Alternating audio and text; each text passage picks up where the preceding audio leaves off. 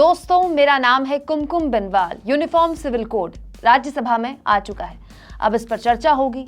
अगर यहाँ से पास हो गया तो फिर ये लोकसभा जाएगा और बहुत मुमकिन है कि इसके बाद ये कानून का रूप भी ले ले।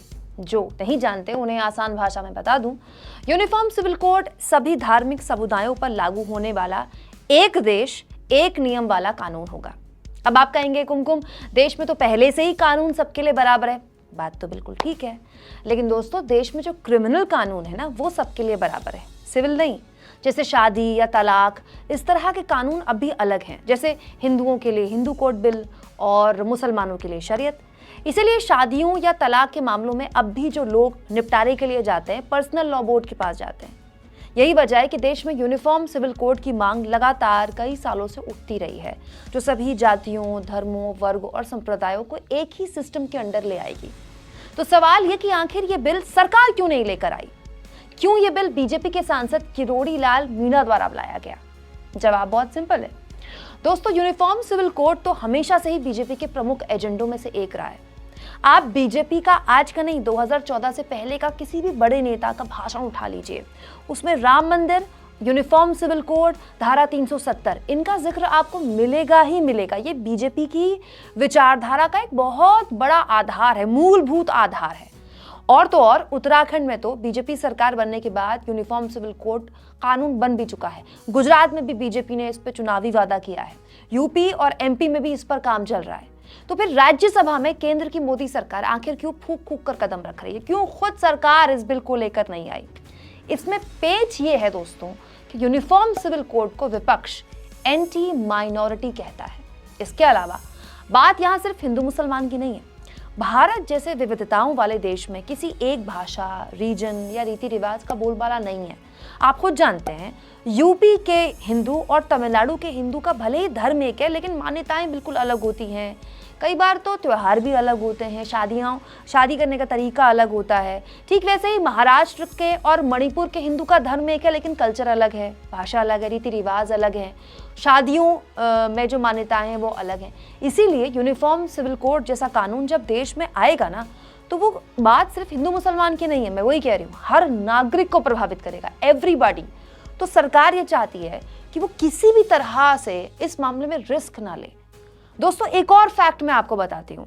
2014 में जब केंद्र में प्रचंड बहुमत की मोदी सरकार आई थी, तो उसके ठीक 2 साल बाद लॉ कमीशन को 2016 में कानून मंत्रालय ने कहा था कि वो यूनिफॉर्म सिविल कोड मामले को देखे। इसके बाद इंडियन लॉ कमीशन ने अपनी पूरी रिपोर्ट देने के बजाय 2018 में एक परामर्श पत्र केंद्र सरकार को सौंपते हुए साफ शब्दों में कहा था कि कॉमन सिविल कोड की ना तो जरूरत है, ना ही ये वांछित है। तो जब भी इस मुद्दे पर आगे बहस होगी तो विपक्ष इसको भी उठाएगा कि आप ही का लॉ कमीशन तो देखिए आपसे कह रहा है कि इसकी तो जरूरत ही नहीं है। दोस्तों एक और चीज समझे, हिमाचल चुनाव में बीजेपी ने यूनिफॉर्म सिविल कोड को अपने मैनिफेस्टो में शामिल किया था। जयराम ठाकुर बार बार अपनी चुनावी सभाओं में मंचों से जिक्र कर रहे थे कि जब बीजेपी सत्ता में आएगी तो हम यूसीसी लेकर आएंगे, जैसे उत्तराखंड की सरकार लेकर आई। लेकिन क्या हुआ? हिमाचल से तो बीजेपी सत्ता से बेदखल हो गई। इसके अलावा दक्षिण के भी कुछ राज्य ऐसे हैं जहां हो सकता है कि इसका विरोध हो जाए, कुछ स्वर सुनाई दे विरोध के। इसलिए सरकार ऐसी किसी भी नाराजगी को अपने सर नहीं लेना चाहती। ये मामला बहुत पेचीदा है, इसीलिए बीजेपी धीरे धीरे आगे बढ़ाते हुए इसे एक प्राइवेट मेंबर बिल के तौर पर लेकर आई है। दरअसल बीजेपी दोस्तों इस मुद्दे को 2024 के लिए अभी से तैयार कर रही है। बीजेपी के पास बहुमत है, वो जब चाहे इस बिल को कानून का रूप दे सकती है, लेकिन वो चाहती है कि इस मुद्दे पर खुलकर देश में चर्चा हो। इसीलिए बीजेपी के सांसद प्राइवेट मेंबर बिल के तौर पर इसको राज्यसभा में लेकर आए। और अब आप देखिएगा अगले 1 साल तक चैनलों में केवल और केवल इसी मुद्दे पर दिन रात डिबेट होंगी, वैसे ही जैसे ट्रिपल तलाक के वक्त होती थी। ट्रिपल तलाक के वक्त याद है ना, एक दौर आया था जब टीवी में महीनों तक धर्म गुरुओं ने सारे चैनलों में डेरा जमा लिया था।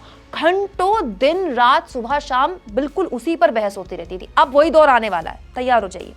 बीजेपी जानती है कि 3 तलाक और 370 के मुद्दे अब हल्के पड़ चुके हैं। इन मुद्दों को आए अब वक्त हो गया है। हर मुद्दे की एक शेल लाइफ होती है। 2024 के चुनाव 370 या ट्रिपल तलाक के मुद्दे पर नहीं लड़ा जा सकता। इसीलिए यूनिफॉर्म सिविल कोड के लिए अभी से माहौल तैयार किया जाएगा, ताकि 2024 के पिच अभी से तैयार हो जाए, जिससे वो अपने कट्टर वोट बैंक जो है, बीजेपी का जो कट्टर वोट बैंक है, उससे अपना वादा भी पूरा कर सकती है और उसका राजनीतिक लाभ भी ले सकती है। दोस्तों, आप इस मुद्दे पर क्या सोचते हैं? कमेंट बॉक्स पर अपनी राय जरूर दें और चैनल को ज्वाइन भी करें, सब्सक्राइब भी करें। और अब यूट्यूब ने हमें थैंक्स का भी ऑप्शन दे दिया, जिसके जरिए आप हमारे फ्री जर्नलिज्म को सपोर्ट कर सकते हैं।